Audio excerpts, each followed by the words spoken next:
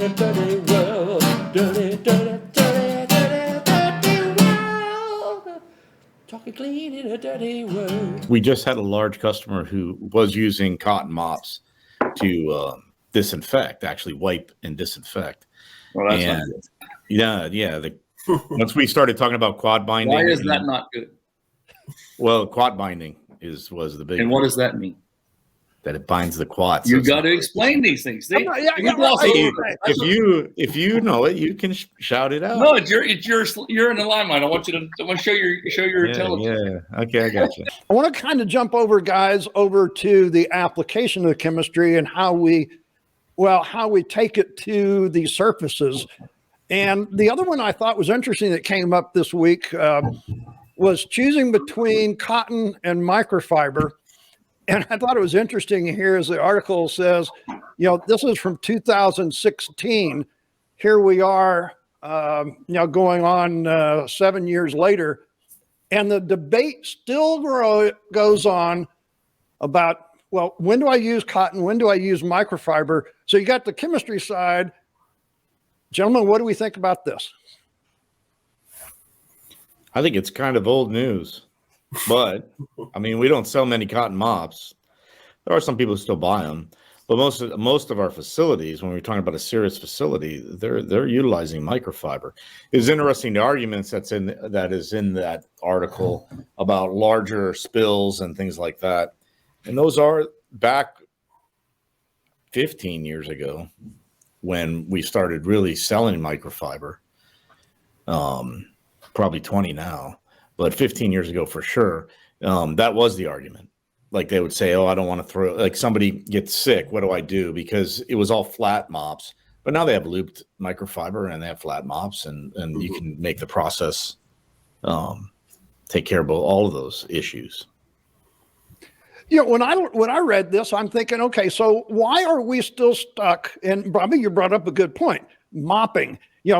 Basically, when most people hear this controversy between these argument, it's about the floors. Now, I mean, that's what we do the most of. I'm still wondering, gentlemen, why people are still trying to clean up a large spill of something with a mop. Why aren't they using, auto scrubbers? We've got all kinds of sizes, and they're not all just big machines, battery powered. Is this really what's happening out there? It's ease and speed. It's just easier to go to the corner, grab a rag, throw it on there, and clean it up than to drag out a big old machine and go do it the way you're supposed to do it. More importantly for me, if you're talking about a hazardous spill or somebody vomits or throws up, that should be covered by our absorbent type scenario. You throw the absorbent on and clean it all up, and you basically sweep most of it up with a broom, and then you clean the floor like you would any other time. So it all goes back to the original thing, that the training is not filtered down to everybody. Because of the turnover, now you have all new folks that don't know any of these systems exist. But you're talking about cotton versus microfiber. I can argue for both. Folks, that's what we do. Argue for cotton. I've been selling them both ways. But cotton has a use. Cotton is a very absorbent material. So if you're trying to soak up something, cotton's the best thing on the market.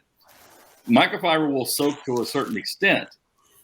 Yes, you can do that. You can do it. When you're talking about mopping floors, I'm talking about in general cleaning, hand cleaning with rags, et cetera. Because most of the time I see mop. The only cotton I see generally is in rag form. People are still using cotton rags, bar rags, things like that.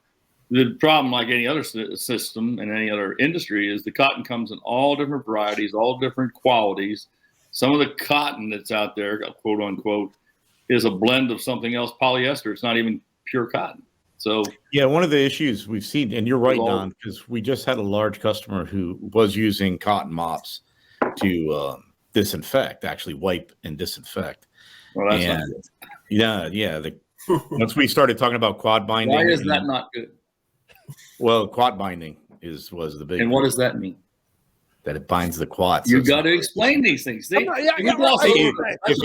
If you know it, you can shout it out. No, you're in the limelight. I want to show your intelligence. Yeah. Okay, I got you.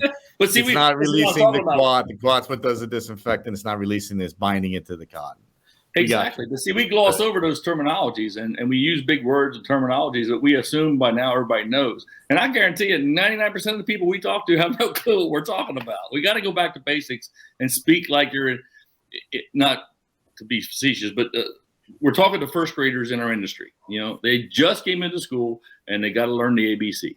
And I think that's what, if we start getting back to that and just continually stay there until we know what we're dealing with, we'll have much better success. We tend to think that everybody's already graduated high school in our industry, and they have not. Don. But first graders don't know even what a quat is, so you got to have to explain quat. I mean, how far back? It was an analogy.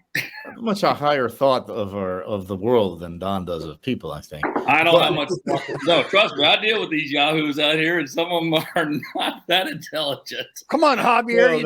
Really, the customer that we dealt with on this just didn't know about it. Once we explained what quat binding was, then they went and tested and made sure and found out that we were correct, and then they went and switched it to a non-quat binding material to do the disinfecting. So it's not that you don't know what you don't know. So it's our job as a facility advisor to bring that stuff up.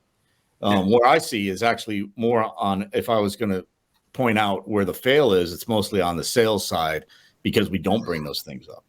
Say it's not so. Yes, it is so. So as long as we're bringing it up, then we've done our job. But if we don't bring it up, that's the real issue. Yeah. Okay, Javier, I'm going to come over to you because, one of the things that, and I mentioned the carpet cleaning class I did last week, and we used the HDocs, which you're familiar with, which Bobby talked about, and we could use it for spotting the carpet. And one of the things that we talked about was, right out of the stadium, the seats, there's the double doors there. They're coming from where they got their popcorn and their hot dog and their beer and whatever, and you got this big spot. And I said, the thing here is that you use the HDoc with its hydrogen peroxide and citric acid blend, and it's breaking it loose, but you got to get that up. And I threw down a white cotton rag. And the guy goes, "Oh, we don't have those. We got microfiber." I'm like, but microfiber isn't the right item. And this is why I thought this was interesting, because I know what I want to say, but I want to say you're the one that's out there dealing with it. This was my example of cotton versus microfiber. Your thoughts?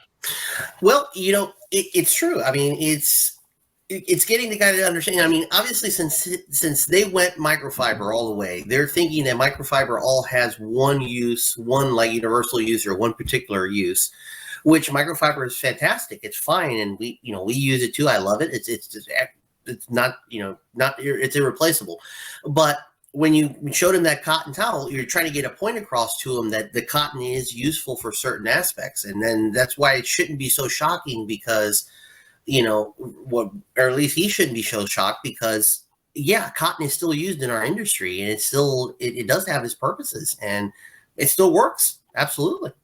But they're very few and far between, I think, is what our discussion is today, gentlemen, right? It's a very specific area rather than an overall use. Right.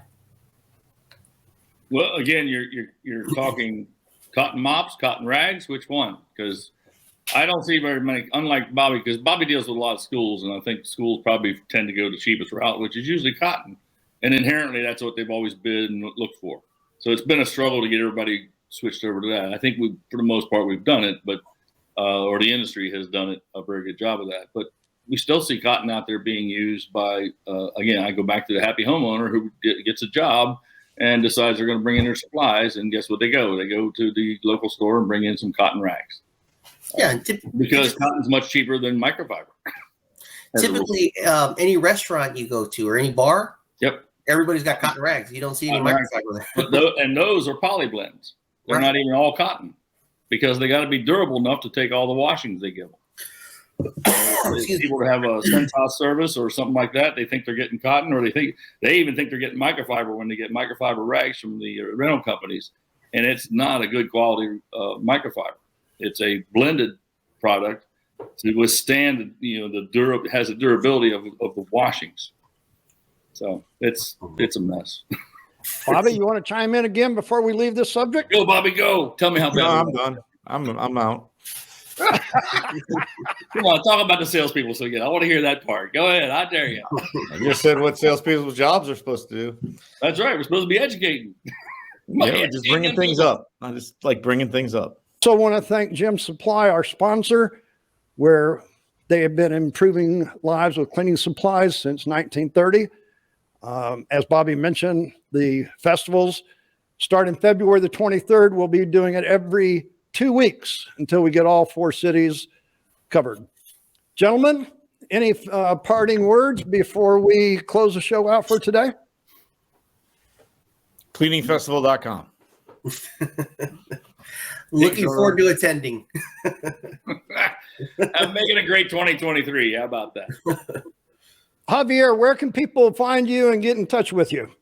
Well, you can go a couple different ways. You can go on our website, which is moderncleaningsolutions.com. There's a link there. Then also to we're Facebook, Instagram.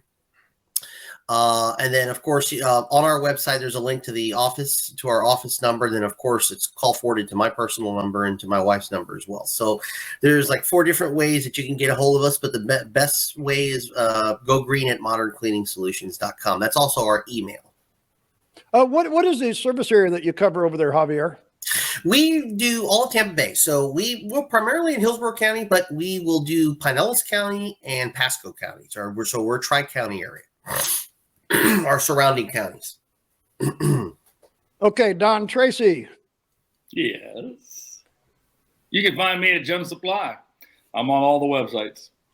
Where are you predominantly at most of the time? Anywhere I want to be. I cover all of Florida pretty much. So I go where I'm needed, which is about 2 places. You can reach me at 407-947-6196 or dtracy@gemsupply.net. I'll be there for you. And Bobby? Cleaningfestival.com. Right there. Pigs are us. You go to cleaningfestival.com, you will find me. And then I'll find you. Gentlemen, thank you for your time and bringing on the show here to start with. Hopefully it'll be a good year for all of us in a lot of different ways. Folks, please like and share this YouTube video. We'll be actually throwing it out on the podcast channel. So that's what all information is all about. Like it, share it, subscribe, and just remember, make sure that your world is clean and healthy. Till next time. Talking clean in a dirty world. Talking clean in a dirty world. Dirty, dirty, dirty, dirty, dirty world. Talking clean in a dirty world.